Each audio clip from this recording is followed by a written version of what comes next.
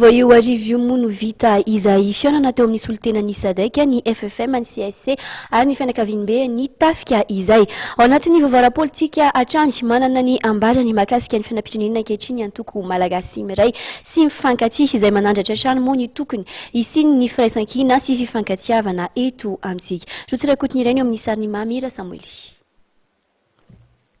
Raha ny fahitan'ny antoko mamimina ny malagasy miray sy mifankatia ny toe-draram-pirenena ankehitriny dia nambaran'izy ireo fa tsy mbola mari-potitra ny filamenan'ny firenena ankehitriny ary mbola betsaka ny ezaka tokony entina hanarenana ny firenena. Mbola vonina ary mbola mijoro arak'izany ny mamimi hitondra hatrany ny anjara birikiny amin'ny fanarenana ny firenena. Heverinay fa betsaka ny manampanahy aloha mitondra mibavaka ary tsy hoe mivavabavaka sanatria fa tena mivavaka mihitsy mitondra mibavaka, betsaka ny mifona ary mbola betsaka ihany koa no manana etaeta anarina na tsy hoe eo misehatra hitan'ny olona eo aza hoe reny fa zafady fotra mampiasa kely le teny frantsay hoe gesticule eo amin'ny sehatra io fa betsaka zay zany aloha ka ahoana ny fahitanay dia zay zany le izy hoe somary ohatrany tsy milamina mba tsy ilazana zavatra.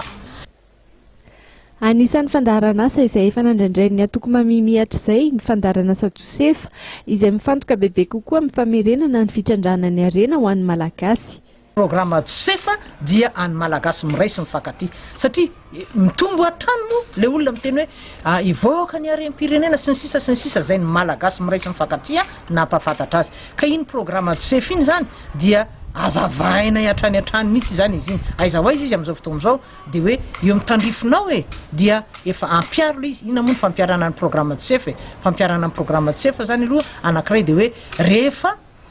rehefa manana ianao dia jereo ny tsy manana.